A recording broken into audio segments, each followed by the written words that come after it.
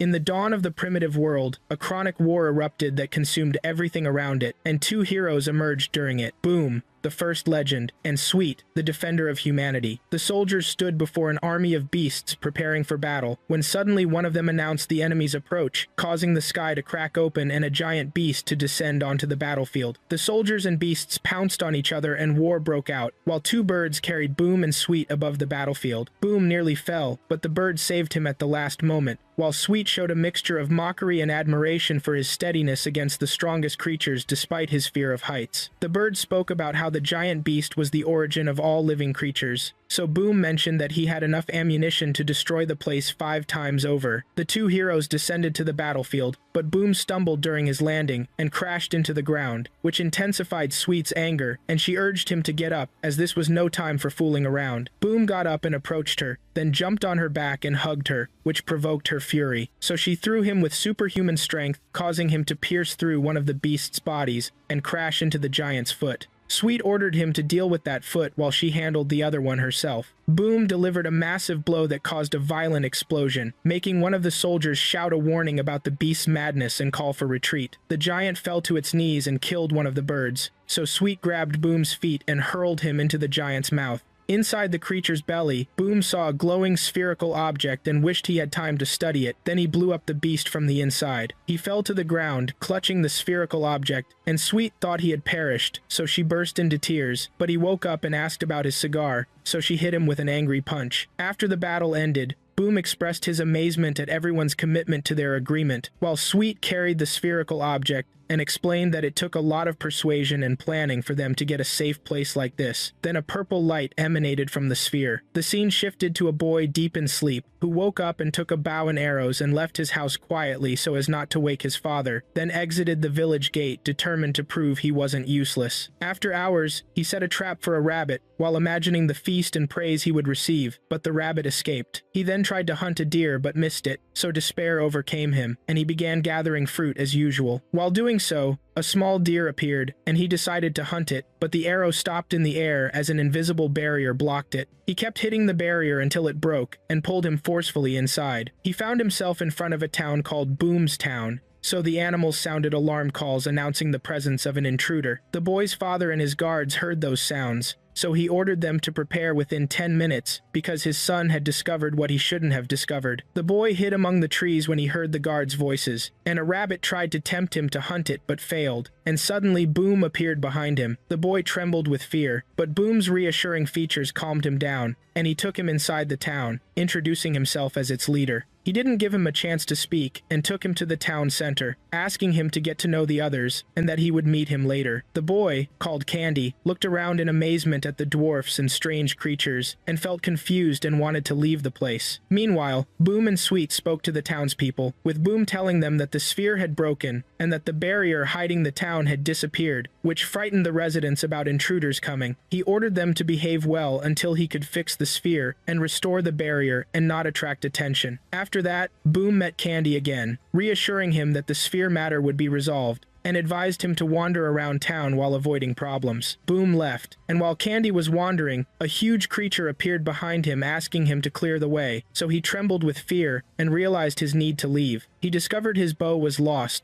so he decided to buy another one before leaving. He entered a shop and found a beautiful elf in it, so he examined the displayed bows, when a purple bow began to move as if it was speaking. The elf quickly smashed it on the ground, then returned to her place as if nothing had happened. Candy chose another bow, but the elf warned him against touching it, so he insisted on trying it first before paying for it. The elf called Candy a fool and told him he was new to this place, then explained to him that all the bows here were free, and he just had to repay their value later with a service he would perform when he settled in town. Joy overwhelmed him when he learned this, so he grabbed the bow, but consciousness left him, and he fell to the ground. The elf looked at him and told him. She tried to warn him that this bow absorbs life energy. Candy woke up after that and left the shop holding the new bow, determined to leave the village. On his way out, he spotted a weapon maker's sign, so he told himself that his father would believe him when he returned with a magic dagger from this town, so he decided to enter. He found the shop empty, so he rang the bell. An inner door opened, and he heard a voice inviting him to enter. He crossed the door and saw the blacksmith, who asked him what type of dagger he wanted, so he pointed to a sword and said he wanted that specific one, but the blacksmith replied that this wasn't a dagger and wasn't for sale. Candy ignored his words and tried to lift the sword, but was surprised by its extreme weight. Meanwhile, Sweet was in Blade's tavern, and alcohol had intoxicated her, so Blade asked her if she had heard about the new boy in town, and she answered no, confirming that she heard from Tori that no one would come to town at this time. Blade told her that he learned from some people that Boom was the one who brought the boy, and that he seemed young and wore black clothes and glasses. Then Sweet realized that Boom had brought an intruder, explaining that Tori's magic returns the legends to their ideal state before coming to town. Sweet asked Blade about the boy's destination, so he told her that some saw him heading toward the southern gate, so she left the tavern quickly. In the blacksmith shop, the latter was chasing Candy, who had stolen the sword, and the boy collided with Sweet and fell to the ground. The blacksmith explained to her that this boy tried to steal the sword he made for Rhodius. So Sweet asked him why he made a sword for the fool Rhodius, and he replied that Rhodius wanted to learn martial arts and asked him to make it. Sweet grabbed Candy and dragged him out of the shop, and when he tried to threaten her, he trembled with fear until he lost consciousness. Elsewhere, Boom was walking toward a locked room, opened its door to find the glowing purple sphere, and said it was time to feed it. He extended his hand and channeled his energy into it, hoping to heal it, but it remained cracked despite giving it more energy than usual. He addressed it threateningly that it might not deserve to be kept, and that someone like Carasso might come and smash it into billions of pieces and scatter them across the earth so it could never reassemble. Upon hearing this, the sphere began to hold together until it was completely healed, so Boom left the room after ordering it to fix the wall tomorrow. Afterward, Sweet sat with the unconscious Candy beside her, wondering where Boom was. She asked a man called Holmes to bring her barley drink from Blade's tavern, but fear appeared on him. They exchanged looks in silent challenge that turned into what people called a staring contest. The townspeople gathered to watch the duel, and 5 minutes passed with Sweet still steady while tears flowed from Holmes's eyes, and he was close to breaking down, so a short break saved him. With the start of the second round, his trainer encouraged him enthusiastically, but he didn't last long, and the contest ended with his defeat. So he carried the drink and presented it to Sweet. Elsewhere, Candy's father was still searching for his son, until one of his men came to tell him that he had discovered a town surrounded by a hidden force resembling a barrier, describing it as a peaceful town with large houses. The father wondered angrily how they hadn't discovered it before, then ordered his men to go explore it. He reached the barrier's location, and his men informed him they had made holes in it, so he threw his daggers toward the barrier to widen them, and ordered them to do the same, until the barrier finally broke and Boom City appeared.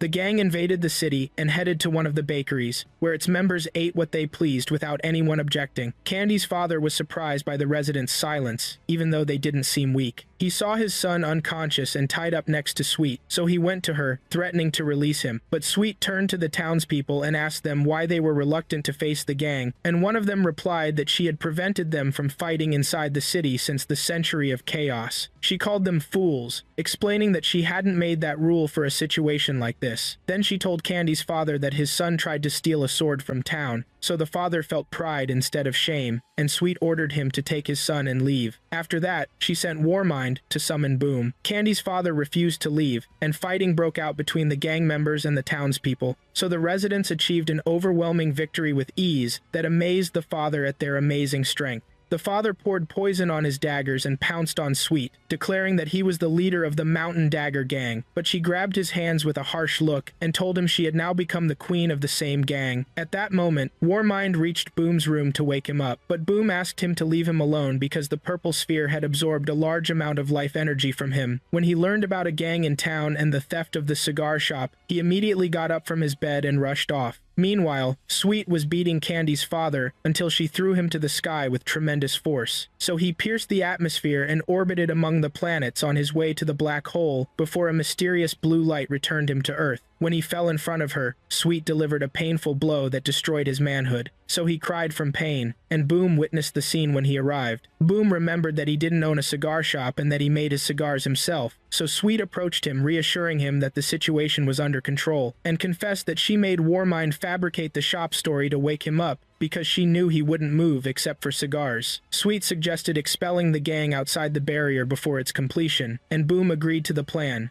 while soldiers from another place were watching what was happening from outside the village. Boom ordered the townspeople to hit the gang members and throw them outside the barrier with their weapons. Boom noticed that Candy was still unconscious and tied up, so he asked Sweet about the reason, and she told him he was the gang leader's son. She begged him not to expel him with the others, so he asked her to go to Blade's tavern to discuss the matter. After they left, a mysterious man approached Candy, untied his bonds, put a purple hat and scarf on his head, placed a musical instrument in his hands, then left. Meanwhile, the soldiers of the other town gathered, and one of them reported that he found the Mountain Dagger gang members unconscious in the forest. Their leader thought a war had occurred between gangs, but he wondered about the source of the great light wave he saw in the sky, as gangs didn't have enough power for that. He ordered his soldiers to secure the place and set up camp and make sure the men were free of weapons. On the other side of the barrier, Boom, Sweet, and Warmind were watching the scene in amazement, as they could see the soldiers and hear their voices while the soldiers couldn't see or hear them. Boom wondered about the explanation for this, so Warmind explained that humans had invented a similar device called a one-way mirror, and that what he was seeing now was the closest thing in his data to this barrier. Boom realized the danger of the situation, as the outside commander had discovered the barrier's existence, and if he managed to penetrate it, there would be dire consequences. He mentioned that the purple sphere had taken a long time to transport them to the parallel zone, and that they couldn't stay here longer than necessary, and that Tori would scold him if he knew what had happened. Sweet replied that the previous transition took a whole year, and they needed another month to disappear completely, so they had to hold out for that period. Boom ordered Warmind to cross the barrier to talk to the knights, because he was the only one capable of entering and exiting without breaking it. Warmind opened a gate in the wall to transport them to the other side, and inside the city, some residents thought the unconscious Candy was Sanchi, so they asked him to play for them, until one of them lifted his hat to discover it was Candy himself. The cavalry commander was surprised when he saw Boom emerge from the wall and asked him about his identity. Boom introduced himself, explaining that he meant no harm and had only come to talk. The commander ordered his soldiers to retreat to make room for dialogue, then introduced himself to Boom, saying his name was Dario, and accompanied him to a tent to speak. Boom told him that he knew he had seen the barrier, and that he wanted him to forget what he had seen completely, explaining that behind this barrier was a secret city, and he was its leader, and that its people valued their privacy and didn't want their affairs interfered with.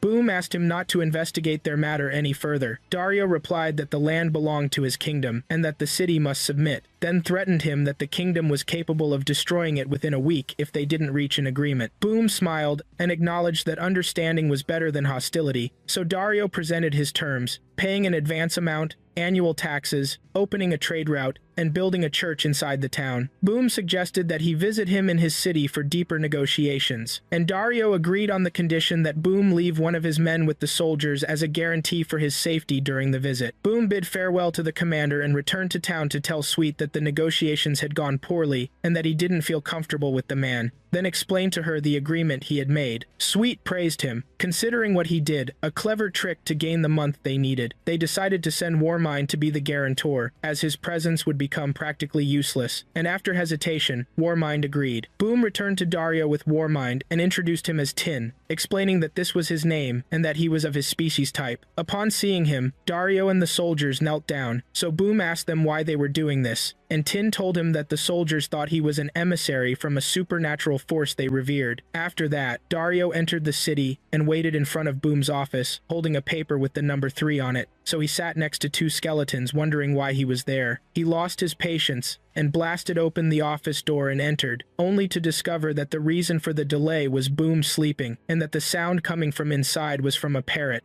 His anger flared and he tried to attack Boom with his sword, but Boom blocked the strike while asleep. His anger increased and he struck the parrot with magic he called sacred, then felt shame and disgrace and said to himself that he needed a drink. Meanwhile, Tin was in the city of Salvia, the capital of the Holy Kingdom, walking among people who received him warmly, thinking he was an emissary from a supernatural force. The king hosted him and presented him with a feast, and the attendees considered his arrival proof of the correctness of their faith. Tin took advantage of the situation and played the role of the emissary. Someone asked him about his name, so he answered that he had a real name in the past, but now he was known as Tin. But the man insisted on knowing the old name, so Tin told him his real name was 01010100, then asked him to be content with calling him Tin. He then met the royal librarian Carl, who was ordered to show him the library's contents. Carl showed hesitation because it contained secret books, but the official named Alfred ignored him and left. Carl confronted Tin, saying he had managed to deceive the others, but wouldn't deceive him, claiming he knew he was just a creation made by a heretic to mock their faith.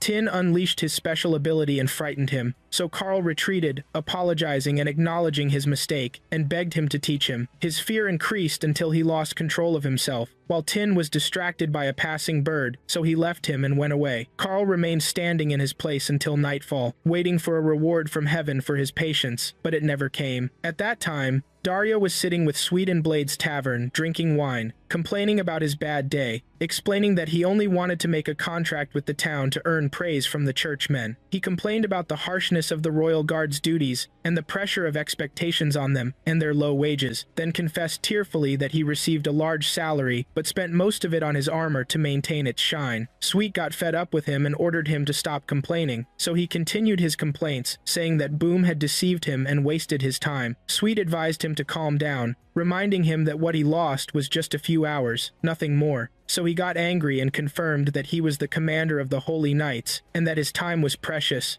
adding that if he achieved great accomplishments, he would be summoned to the world of higher powers. Sweet asked him about the usefulness of sitting drinking if that was the case, then mocked, saying that those powers do nothing but meet and eat insects. His anger flared as he confirmed they eat the finest food, so she replied that they were nothing but primitive birds. He raised his weapon, demanding she apologize, but she gave him a sharp look that made him return his sword to its sheath, trying to leave. But she stopped him, saying she hadn't given him permission to go, so he lunged at her with his sword, and she caught it with her hand and shattered it to pieces. So Dario trembled and fell to his knees, and Sweet struck him once, knocking him to the ground. Candy finally woke up from a long sleep to find himself inside a cell next to Dario. He asked him why he was there, and Dario answered that he had tried to kill someone. He introduced himself and asked Candy why he was imprisoned, so Candy told him he had tried to steal some things, so they caught him, and he was sentenced to work in Velo's smithy in exchange for staying in this place. Candy opened his cell door and came out saying this place was a temporary home for him, not a prison. Dario looked at him with disgust and said, "This town doesn't respect the holy powers or the supreme kingdom, and if they continued this way, the kingdom would turn them to ash." Meanwhile, Tin was reading a book in his room when Carl entered to inform him that the high priest wanted to meet him about the possibility of him reading the holy book in front of people, but Tin refused. Carl begged him, explaining that many had come from neighboring countries to hear him, so Tin agreed and rode the carriage with Carl amid large crowds receiving him with hymns. Carl told him the president was waiting for him in front of the church. The man welcomed him and invited him to the platform to read the book aloud so everyone could hear. Tin began reading amid the crowd's amazement at his tone and majesty, but he said to himself that he couldn't believe all these people believed what was written in this book, then stopped reading and realized that people's hopes were all built on illusions, so he threw the book in the fire in front of everyone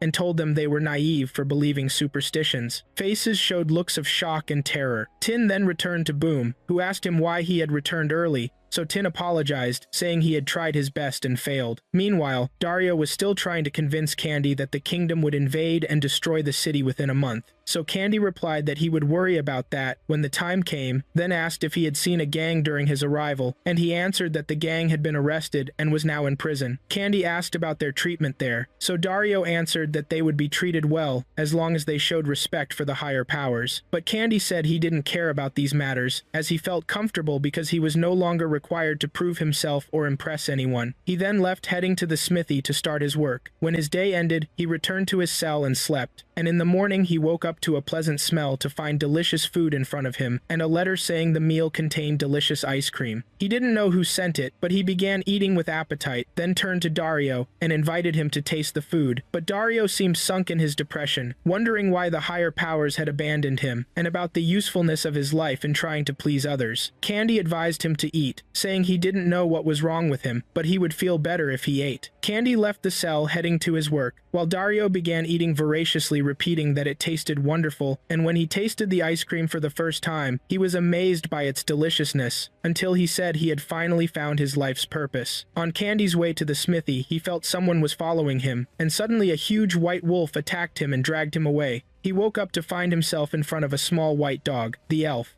and another man. The elf told him this was the secret fight club, a place where competitors fought for entertainment, and asked him to join them. He asked her about the secrecy of the place and from whom it was hidden, so she answered that only Boom, Sweet, and Fluffy didn't know about its existence. The man explained that they had gotten tired of traditional combat training, and in this club they could bet on fight results, making it more exciting, but it was officially forbidden, so it remained secret. Candy said he had nothing to bet with, and jokingly mentioned the possibility of stealing a sword from Velo, when Velo suddenly appeared, making him retreat in confusion. The man said there was no need to exaggerate, and suggested he bet with his old bow that he no longer used since getting a new one. Candy asked about his opponent, so the elf answered that he might fight Milton, the small white dog, and when he got stronger he could face Dickerin. Candy mocked the dog, but the dog transformed into a huge wolf and spoke, introducing himself. So Candy trembled and said he might prefer facing Dickeron, but Dickeron appeared and turned out to be a giant lizard, so his fear increased, and he asked himself how he hadn't seen him before. The elf told him he couldn't match Dickeron currently, so it was better to fight Milton first. Candy asked what Milton would bet, so he answered that he would put his favorite stick against the bow. The elf explained that the first rule of Secret Fight Club was not to talk about it, and that the second stated that the value of items depended on their importance to their owner, so Milton's stick equaled Candy's bow. Candy agreed to fight, wanting to earn their respect.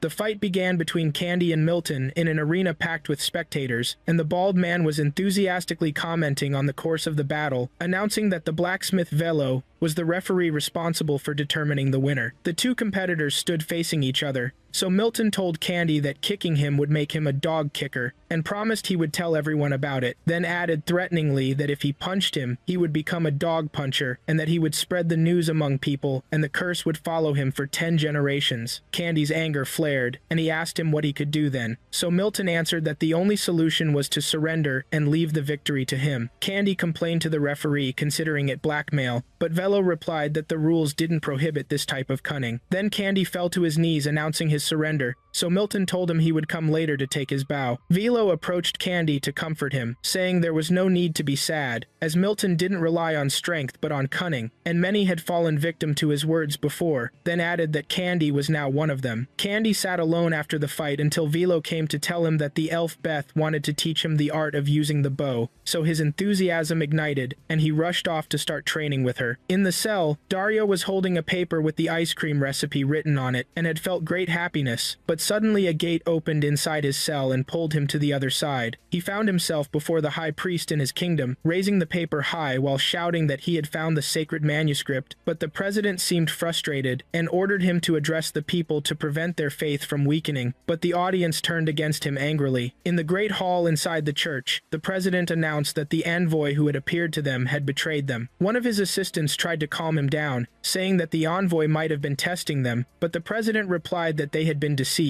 He showed Dario's letter that he had sent 2 weeks earlier, in which he mentioned finding the envoy in a town behind a hidden wall made of mana energy, and explained that this was illogical, as it would require an enormous amount of magic that even the most powerful wizards couldn't maintain for a single month. He said that the kingdom sends its wizards monthly to sense mana throughout the land searching for gifted children, and if such a barrier existed, they would have felt it. He added that Dario wrote that the town had dwarves, elves, dragons, and giant wolves, but he didn't mention a single child, making his story questionable. The president declared that the envoy was fake, and that the town was a trick by their enemies to deceive the kingdom, and that it was a hidden base to wage war against them, then ordered its destruction. His assistants agreed with his decision, and he ordered the army to be summoned to break the hidden barrier, and issued a decree removing Dario from his position, considering that his mind was no longer sound, and directed Carl to complete his mission and meet him in the mountain center after a week. 2 weeks passed, and Boom was announcing that the town needed only 3 days to become completely hidden so that no one could sense it, hoping that the kingdom would fail to break the barrier before that time elapsed. But the kingdom's wizards suddenly blew up the barrier, so Boom rushed to confront them, while Sweet sat watching the scene. The kingdom's soldiers lined up in preparation for battle, while Sweet went to buy cheese popcorn. Her assistant asked her in amazement how she could think about food when they were on the brink of war, and she coldly replied for him to relax and use his magic to help. Boom then sat eating and drinking wine while watching the fight. The battle began, and Boom crushed the entire kingdom army by himself. Carl watched the scene from afar and noticed that the townspeople were watching the fight with pleasure and reassurance, and saw a small chicken frightening their horses, so he ordered his wizards to send winged dragons to destroy the town. The dragons flew over the city, but Sweet realized that Boom couldn't deal with them because they were flying high, so she summoned Fluffy to handle them. Fluffy transformed into a giant chicken and pounced on the dragons, tearing them apart. Carl was terrified and ordered his soldiers to retreat. One of them tried to dissuade him from the decision, but Carl slapped him, saying he could fight all the town's creatures except that giant chicken. Then one of the sorceresses launched a magical strike toward Fluffy, hitting him and arousing his tremendous anger. Elsewhere, the Supreme President was sitting at the table with his men and his grandson Polo, who screamed, demanding chicken. The men tried to calm him down and told him he wouldn't eat until they heard news of victory, so Polo got angry, insisting he only wanted chicken. They then heard the sound of a victory horn, so the president thought his army had won, and ordered the feast to begin and wine to be drunk. Those present rejoiced and began eating and drinking, while Polo was angry because his plate contained only salad. Suddenly the sound of a huge chicken boomed, so the president raised his eyes to the sky to see the kingdom's dragons fleeing in terror, and Polo jumped from his seat searching for that chicken when Fluffy landed on the ground and devoured him before his grandfather's eyes. The president was terrified and ordered his men to flee. After the Supreme President and his men fled from the battlefield, they met Carl, and he asked him about the reason for the defeat. Carl answered that their weapons had no effect on that giant chicken, and not even magic worked against it, adding that if he hadn't fled, he would have met Polo's fate, and the chicken would have devoured him. The dispute intensified between them, as Carl accused the president of cowardice and of sending his soldiers to death while he didn't participate in the fighting, then left the tent angrily. Carl walked down the road talking to himself that he would never face that chicken again, and that he would go to the countryside to buy a farm and raise chickens, but he noted that he had to meet an old friend for the last time before leaving. The scene shifted to a small tavern, where a man wearing a red scarf and hat sat, telling his companions an old story about his escape from a raging dragon. They burst out laughing at his talk, so he continued saying that the story he told about his mother ended well, then mentioned that after more than 20 years, he told his daughter how he met her mother, and laughed, saying that dragons are truly terrifying. He raised his hat, and one of those present handed him a coin. Then he took off his shoe and gave it to a girl who filled it with wine, and said in a cheerful voice that it was time to dance. At that moment, the tavern door opened, and a tired man entered, saying that the town hall was closed.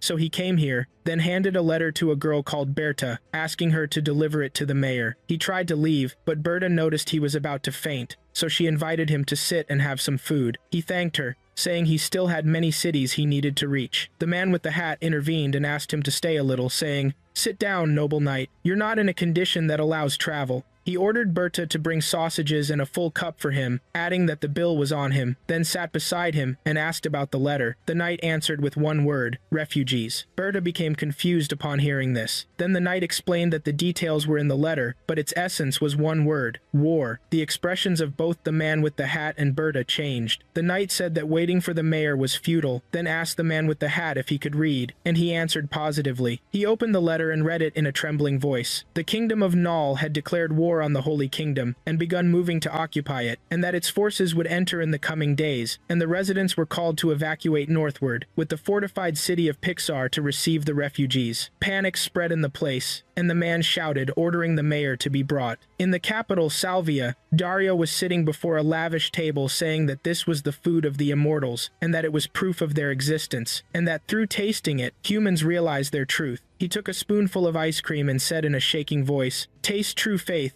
and feel enlightenment." One of his men helped him with magic to cool it more, so Dario thanked him, saying it was prepared according to the sacred texts. Then the man left, leaving him with Kiva, who sat in front of him hesitantly. Dario offered him to taste a spoonful, so Kiva asked him about the connection of that dessert to spreading the faith, explaining that the disagreement with the president was one thing, and with the whole religion was another. Kiva reminded him that the president's favor and generosity was what kept him in command of the garrison while others fought. So Dario replied that these were the chosen ones by the higher power, and Kiva confirmed that his faith would not waver. Dario smiled and said he understood that, and asked him to enjoy the dessert. Kiva said he understood what Dario had suffered in recent weeks, but he begged him to stop talking about betrayal and about that dessert. But as soon as he tasted the first spoonful, he felt a strange sensation that filled him with amazement, so he asked himself what this sudden feeling was. Then Dario told him that he had seen the truth of this world before, and that he was now worthy of seeing it, and added that together they would reclaim what was taken from them and reveal to the world the truth of ice cream. Kiva answered that his men would not abandon their faith unless they tasted that dessert, and asked if he had more of it. Dario told him that this was all that remained, but he had the ingredients to make enough for his soldiers, and then, he said confidently, everything would be settled. The scene begins with a cart traveling on a rural road, with children sitting inside laughing and screaming, asking the man with the red hat to sing for them again. The man called Sancho smiles, and tells them he feels exhausted, and that this will be the last song. He begins singing in a melodious voice that accompanies them throughout the journey until they reach their destination. Upon stopping, a bald man approaches him, welcoming him, and telling him that the children have exhausted him from so much singing. Sancho replies, smiling that he didn't expect to get tired from performing his songs, but he's very tired now. The bald man laughs, saying he didn't think he'd be able to speak after all that singing, so Sancho answers that he's used to singing for hours without stopping. The bald man introduces himself as Roman, so Sancho greets him back and mentions his name. Roman is surprised and says his name matches the name of the old royal entertainer. Sancho becomes tense and asks him who he means, so Roman clarifies, wondering if he doesn't know the great Sancho Moto, then adds that his parents probably named him after this legendary artist. Roman mentions that he heard Sancho singing last night in the tavern and heard him today too, and that his voice is amazing. Sancho asks him about this motto, so Roman says his knowledge of history is limited, but he descends from a family that were city residents, so he knows some old stories. He tells him that Sancho Moto lived hundreds of years ago and wrote songs,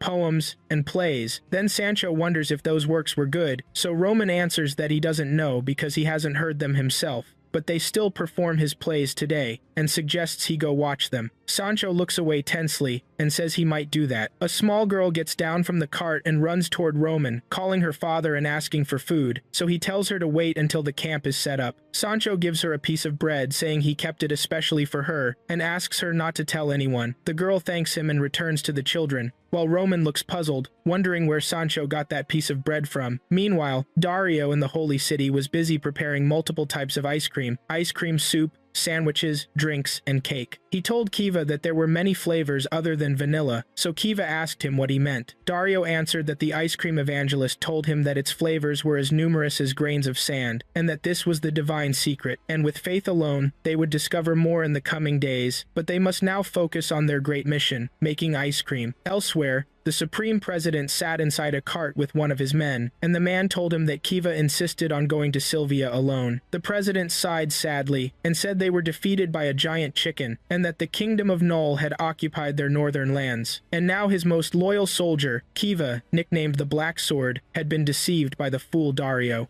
He continued anxiously saying that if the sword and shield turn against the head, the whole body is in danger. Then he appeared panicked, and confirmed that the remaining soldiers in the city couldn't lose their faith this quickly. He ordered winged dragon wizards to be sent to the city to assess the situation and learn Dario's plans. The wizards appeared in the sky on their dragons' backs, and headed to the city where Dario and Kiva were waiting for them. Upon their arrival, one of the knights said that the Supreme President was coming and wanted to meet them. Dario replied calmly, while eating ice cream, that he would receive him at the city gates. The knights left the place in confusion, as they didn't expect Dario to let them go so easily, and one of them said that the president's reaction might be exaggerated. After all, Dario and Kiva were still loyal knights. Another added that the two men were noble in character, and had even provided food for their dragons before the meeting. One of them wondered what exactly they had given the dragons, as he had never seen them eat with such voracity before. They decided to return to inform the president, but when one of them tried to mount his dragon, he noticed it refused to move, and the others saw the same thing. They wondered if Dario had tampered with the food he fed them, and while examining them, a strange gleam shone in the dragon's eyes, and signs of amazement and madness appeared on them. Dario stood in front of the city gate, talking to Kiva, asking if everyone was ready. So Kiva answered that they were completely ready, and that disabling the kingdom's wizards' dragons gave them enough time to secure the defenses. Outside, the Supreme President stood in front of his cart, surrounded by his soldiers, holding a book in one hand and a lamp in the other.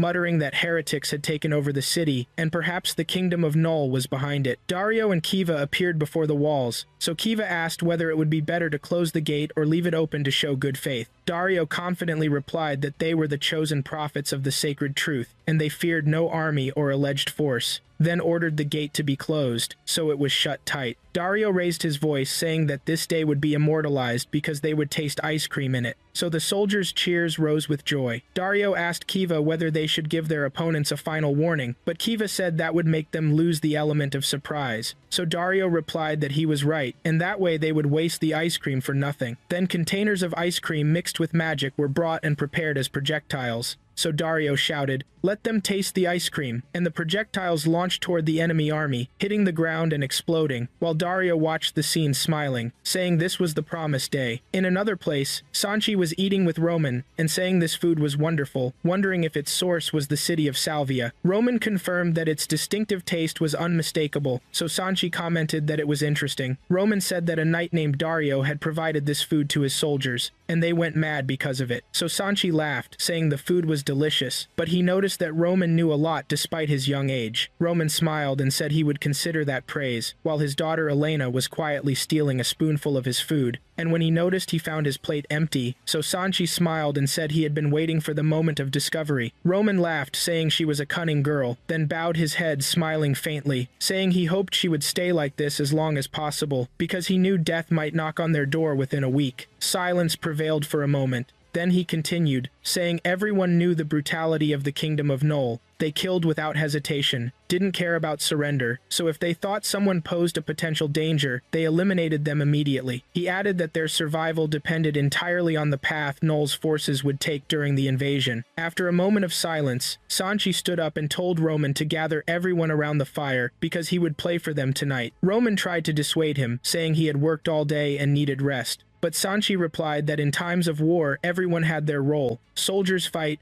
women cry for their husbands, but poets' duty was to put smiles on faces and keep hope in hearts, and for this he had to sing. With the dawn of the next day, a horse approached shiny spots on the ground that turned out to be ice cream remains, so it began licking them, making its eyes suddenly shine and feel overwhelming energy and happiness. Moments later, a number of horsemen appeared before the gate, shouting that they wanted more ice cream and were ready to do anything for it. Dario stared at them in amazement and asked if they meant what they said, so they confirmed they were completely ready. Then he ordered them to bring the supreme leader to him. Shortly after, Kiva presented the leader with a plate of ice cream, so he wondered and asked what it was. Kiva answered that it was an effective sweet against stress and depression and all negative effects. The leader seemed hesitant, but he took a spoonful slowly, so his features changed from caution to joy. Then he stood up and handed the kingdom's crown to Dario. Dario wore the crown, and a sash bearing the ice cream emblem was placed on his shoulders, and ceremonies began to appoint him as the new leader of the kingdom, amid festive music and an artist documenting the scene on a huge canvas, while joy spread through cities and villages. In the fortified city of Pixar, Sanchi was riding one of the carts heading inside the walls, playing cheerfully for children during the journey, then got down to check on Roman and asked him about the city's conditions. Roman answered with concern that guards, soldiers, and nobles had left at dawn, and that the city was now under the control of a crew of skeletons. Sanchi commented that the nobles wanted to leave people to die while they themselves fled, so Roman confirmed this, explaining that they had closed escape routes, and it wouldn't take long to open them again. He added that the Null Empire had already arrived, and the siege would begin soon, and that going outside the walls meant destruction. Sanchi looked toward the horizon where the vanguard of Null's army appeared approaching, and said bitterly they were besieged. Roman replied that only the higher powers could save them, so Sanchi smiled a sad smile, and whispered to himself that he didn't think those powers would save them, as they were now busy with their own problems. In the primordial land, in the realm of higher beings, the higher being nicknamed the Eagle from the Light faction, named Tori, was roaming throughout the first sky, with golden lights twinkling around him reflecting the purity of his faction. He descended quietly on the trunk of a great rooted tree, so the higher being nicknamed the Raven from the Dark faction, named Karasu,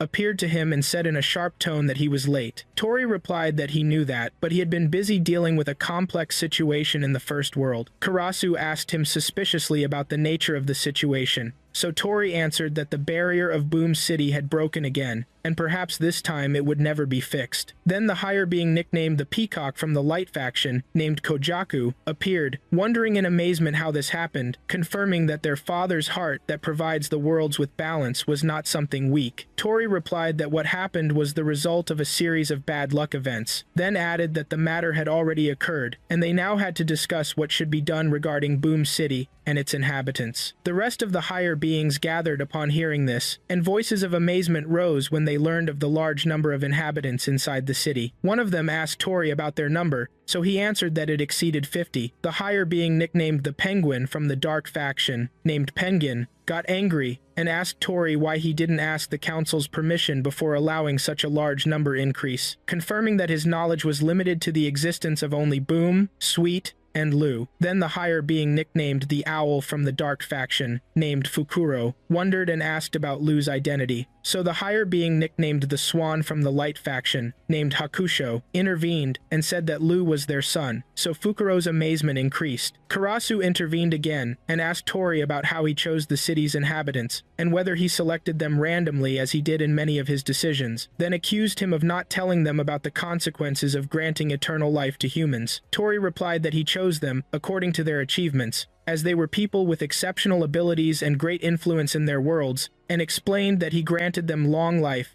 and permanent peace as a reward for their deeds, provided they kept this gift as long as they stayed inside Boom City and didn't interfere in the outside world, and said the city was essentially a retirement town. Gloom prevailed among them. Then Karasu exploded with anger, wondering how to make sure Tori hadn't established this town to build his own private army, since a number of fighters with this strength could even challenge the council itself. Hakusho replied that this accusation was unfair, as Tori had been loyal and trustworthy from the beginning, but Karasu ordered him to be silent. Karasu continued saying that Tori had been entrusted with managing Ardi, the first world, and now he owned a city that gathered the strongest beings in that world, hidden from their sight. Tori calmly replied that the city wasn't completely hidden, and any of them could look through the barrier and see it whenever they wanted, but Karasu wasn't just interested. Karasu's anger increased, and he asked him about the fate of these inhabitants now, since they had no way to keep this large number of immortals inside one city. Then Tori jumped from his place and landed beside him on the tree trunk and said this was the reason that called for their meeting, to find a solution to this problem. Tori suggested allowing the city's inhabitants to go out and interact with the rest of society, expressing his desire to see how the world would develop around them. Then he said he realized this decision might not appeal to the rest of the higher beings, and therefore suggested that each of them create a similar town in their worlds, gathering in it those who deserved rest and immortality, confirming that this way their worlds would witness unprecedented prosperity. He concluded by inviting them to vote on his proposal. After that, Tori descended to Boom City before Boom and its inhabitants. Boom asked him suspiciously if they had failed, so Tori answered affirmatively, making Boom freeze with fear, and said jokingly that Tori was joking with him, so Tori acknowledged that. He raised his voice, calling to the inhabitants to gather their attention, and asked if everyone was present. Sweet, carrying the fainted Boom, answered that everyone was here except Sanchi. Tori said he knew where he was, and that he wasn't far away. Tori announced that the city's inhabitants had become free to go anywhere throughout Ardi, and that strangers would now be allowed to enter the town, so Candy rejoiced, but Tori added that strangers couldn't stay more than 2 weeks, so Candy looked disappointed. Tori explained that everyone who left the city shouldn't do anything that would anger him, shouldn't cause tragedies or wars or corruption, shouldn't destroy creatures' nests just out of greed for their eggs, and that each of them would be monitored by one of his children. Candy raised his hand, asking permission to speak, so Tori gave him permission, and he asked if this law applied to him too. Boom looked at Tori with silent pleading, so Tori answered that he would be the only exception to this rule. Then silence prevailed among the inhabitants, and after that Tori rose in the sky, telling them to enjoy their new freedom. Before leaving, he turned to Sweet and told her that Sanchi was besieged in a nearby city, and ordered her to take 10 with her to bring him alive, explaining that he could leave the city again after spending a year in prison. Sweet replied that she would carry out his orders, so Tori said that Sanchi had almost caused the collapse of everything that was built. After his departure, Sweet hugged Boom and said she felt the coming days would be full of work, so Boom confirmed this smiling, reassuring her that they were capable of bearing everything as they had lived hundreds of years in peace, and wondered sarcastically, what harm could happen now? The drums of Null Empire were shaking the ground under the soldiers' feet, and their military tunes extended in the air announcing the approaching battle. Sanchi stood on the city wall watching them with the eye of an experienced experienced musician, and said to himself that their playing wasn't bad, but it lacked harmony. Beside him, the little girl Elena was looking at the soldiers in amazement and asked him why they were playing music. So Sanchi told her that those melodies were an announcement of their intention to fight. Then he asked her if she liked their music, so she answered that she didn't like it. Sanchi smiled and said they were playing it for this exact reason, because humans don't fight well when they feel bad. Elena replied innocently that this was strange logic, as she fought better when she was annoyed. Sanchi asked her how she fought when she was afraid or sad, but Roman interrupted them, saying she didn't fight then, but looked for a safe place to hide. Elena ran toward her father and hugged him, saying that Sanchi said the soldiers were playing to scare them, so they couldn't defend themselves. Roman looked toward Sanchi and told his daughter not to worry about his words because he was probably hungry, and asked her to bring him something to eat. Elena smiled and went quickly. Roman approached Sanchi looking exhausted, but Sanchi spoke first, saying he knew what he wanted to say, but advised him to look on the bright side. He and his daughter were still alive. Roman replied that they were alive now only, but he didn't know what would be tomorrow or the day after. Then he said he knew Sanchi wasn't one of the warriors, as he was a musician, not a fighter. But the situation was getting worse. Noel's forces were at that moment preparing projectiles of huge stones in preparation for bombardment. So Roman said the enemies had realized the weakness of the city's defenses, and they were now trying to break their morale before the final blow. He added that the number of actual fighters didn't exceed 100 men between hunters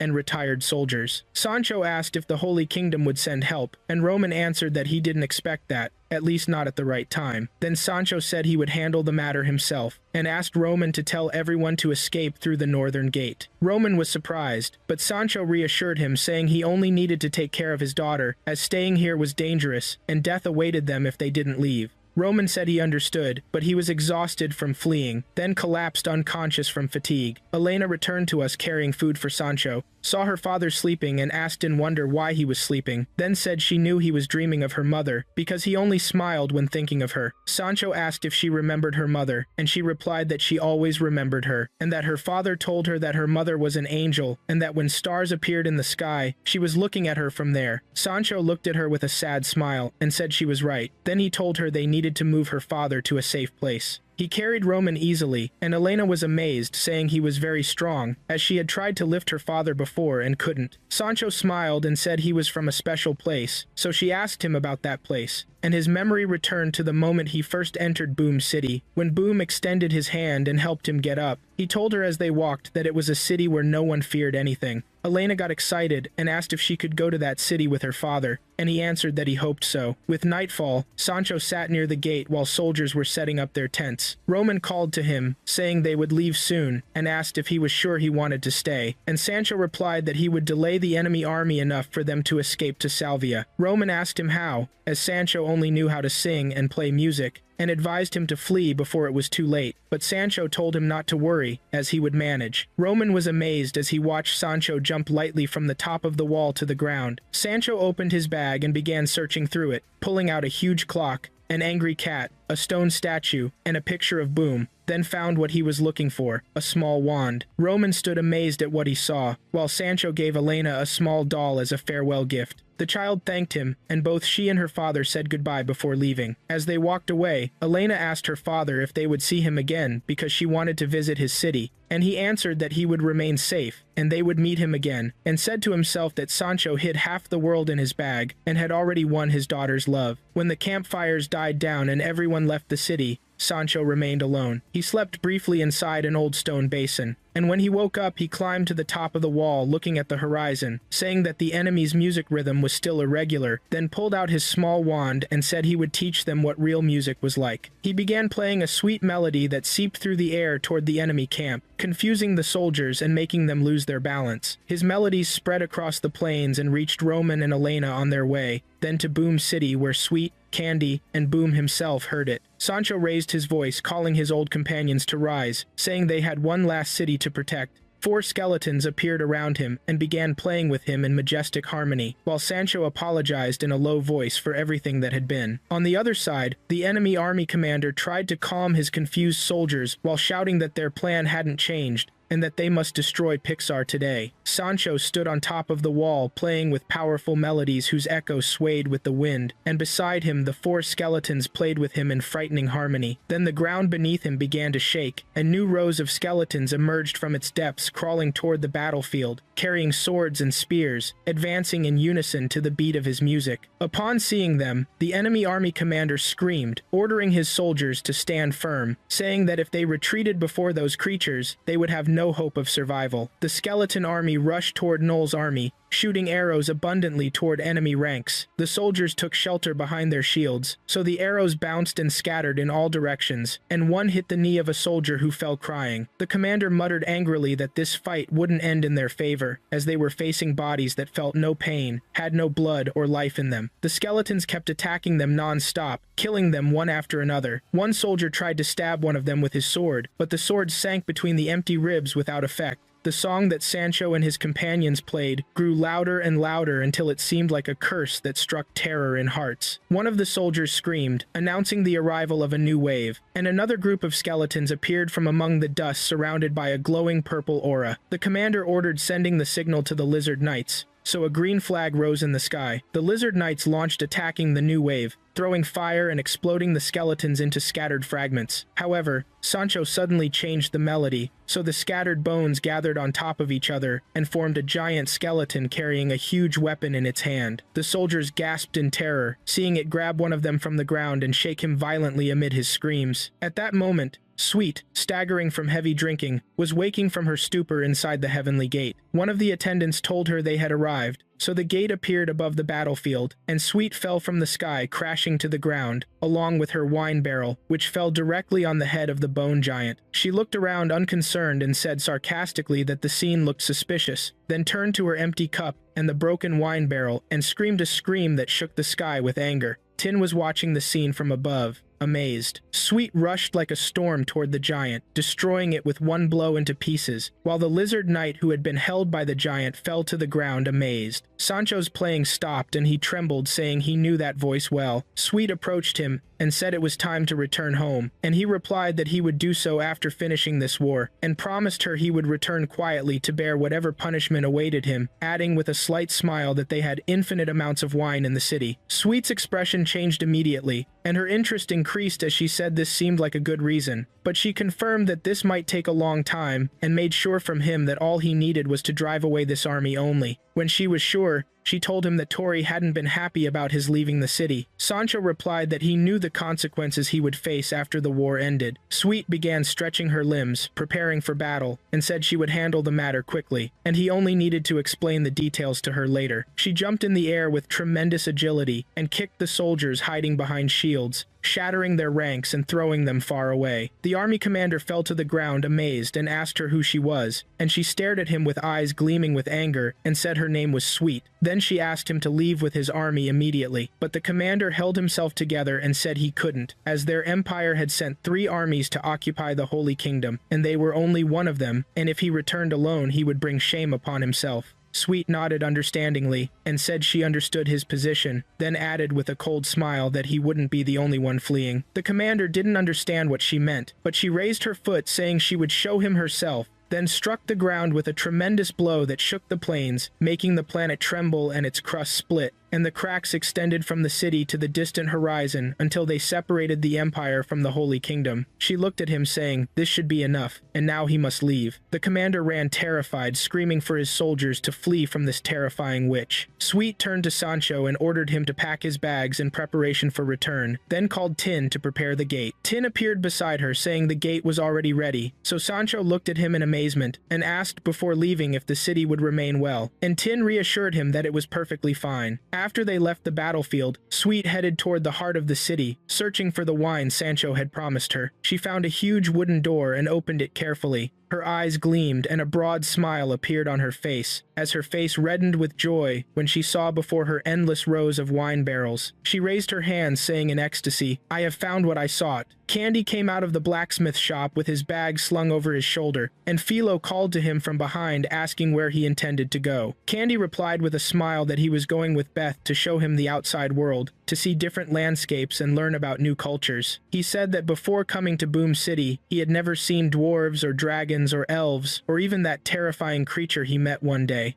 Philo asked if he meant the ghoul, and Candy confirmed that while laughing. Philo smiled and threw 2 daggers toward him, and Candy caught them in amazement. So Philo told him they weren't ordinary daggers, and asked him to wave one of them. Candy waved the dagger, and it transformed in his hand into a huge, gleaming spear. His eyes sparkled with amazement and joy, and he thanked Philo warmly. Philo told him that when he had asked for a dagger before, he decided to make him something special that suited him, then explained while watching him try the spear that he knew about his training with the bow, but he would need a close-range weapon, as the spear gave him advantage when enemies approached, and didn't require great physical strength because it was light, and it was easy to use and didn't need high skill. All he had to do was wave it. Candy thanked the blacksmith for his kindness, although a slight look of frustration passed over his face after Philo's comment about his weakness. Candy noticed a small button on the spear and asked about its function, then pressed it, and the spear turned back into a small dagger. He smiled, amazed, and raised the dagger to his lips, kissing it, thanking Philo for the gift and promising to take care of it. Philo told him to take care of himself, and Candy replied while running away, jokingly calling him an old man. Philo froze for a moment, shocked by the description, but soon sighed and ignored the matter, smiling. Candy then returned to the cell where Sancho sat, and told him he came to take his bow before meeting Beth at the city gate. Sancho apologized for wearing his clothes and hat earlier when he was unconscious, and said that was selfish behavior. Candy smiled and told him not to worry about that, then added that he couldn't believe his sentence would last a whole year, and asked if he could bear staying in prison all this time. Sancho replied reassuringly that he was fine, and could easily spend a whole year, then told him he would miss him, and that he should find a new singer after his departure. Candy replied that he had only been a student learning from the best, so Sancho laughed and told him to tell him about his adventures when he returned, because he would need new stories to write new songs about. Candy agreed and promised him that, then warmly said goodbye and left the cell. At the gate, Beth was waiting for him. She smiled and asked if he had enough energy for the journey, and he replied, laughing that there was only one way to find out. Then they both ran together toward the horizon to begin their journey outside Boom's walls. The scene then moved to a fancy restaurant hall, where an elegant man sat with his assistant, leisurely having his dinner. He finished his food and said the restaurant was wonderful as usual. The waiter approached carrying a plate of ice cream, apologizing for the delay, explaining that he was trying to prevent the kitchen staff from eating the dish before serving it. The man smiled and told him not to worry, then asked about the source of this dessert. The waiter replied that rumors said its recipe came from a hidden village near Salvia, and added, smiling, that the sacred truth had been close to them all along. The man took a spoonful of ice cream and said it was really delicious, but in the end it was just ice cream, not a sacred truth as some claimed. He kept thinking for a moment, then said that recipe deserves investigation, as whoever invented it surely made a great fortune from it. He placed a coin on the table as payment for the food, and stood up to leave while his assistant told him that departure time was approaching. The man said to inform his men that he would leave at sunrise, so the assistant asked if he would go with them to Kaida, but he answered negatively, saying he had to verify something first, then ordered him to prepare a carriage, 2 horses, and 5,000 gold coins. The assistant froze in astonishment and said this amount was enough to buy a medium-sized city, so the man smiled and put his hat on his head, then asked his assistant, who was called Lorenzo, if he knew why he earned such a large salary. Lorenzo answered that it was because he owned many companies, so the man laughed and said the real reason was his ability to predict the music of the future before it happened by weeks, or months, or even a year, and he pointed toward 2 men who were drinking wine, saying that all he heard tonight was chaos, and that a storm was coming. He took out a cigar and lit it while telling Lorenzo that ice cream was just the beginning, and who knows what other secrets that village was hiding. Lorenzo became confused and asked him what he meant, so the man replied that he would explain later, and ordered him to prepare what he requested at dawn, and to inform him as soon as they arrived in Kaitia. The man reached the gate of Bomb City, and his admiration turned into silent wonder at the strangeness and peace of this place. He took out a book and pen and documented the scenes, and saw in the commercial district renewed wealth, specialized shops, and organized production areas. He stopped in front of a tavern that had its own brewery, so he entered and ordered wine to taste it, finding its flavor more refined than what he had tasted in Salvia, and even better than the ice cream flavor. He noticed on one side of the tavern a guard in a state of drunkenness, unbecoming of an ordinary companion, wondering how it was possible for a guard to perform his duty then accept alcohol. The man left his seat and spoke with Blade, asking to keep his account open during his stay, then announced his name as Antonio and left left the tavern, heading to Vilo the blacksmith. In front of the blacksmith's workshop, he noticed the absence of smoke from the chimney and layers of dust on the helmets and armor, so he rang the bell anxiously until the door opened with Vilo's voice inviting him in. A beam of light entered and mixed with the smell of iron, as he witnessed Vilo busy making weapons with craftsmanship precision, amazed by the discipline of each hammer strike and its precise impact. Antonio wandered among the weapons and armor with the eagerness of one dreaming of wealth, and stopped in front of a sword he wished to own. So Vilo forbade theft, and confirmed he was the sole owner of the place, asking him what he wanted. Antonio burst out, requesting to buy everything in the shop, but Vilo ignored him, asking him to wait until he finished his work. While Antonio seemed to be calculating possible profits from supplying weapons to trade caravans, Vilo finished his work and refused to sell everything at once, confirming that things here weren't managed that way, but he offered an exchange deal, one weapon for one service. Antonio wasn't satisfied, so he expanded his offer by bartering with rare materials like dragon scales, and Vilo finally agreed on condition of delivering 5 pounds of star metal in exchange for taking whatever he wanted from the front of the shop. Antonio smiled and left, carrying many armor pieces and weapons, filled with a sense of adventure and risk, whispering to himself that revolution loves boldness, and laughing with a touch of madness, looking forward to where this gamble would lead him.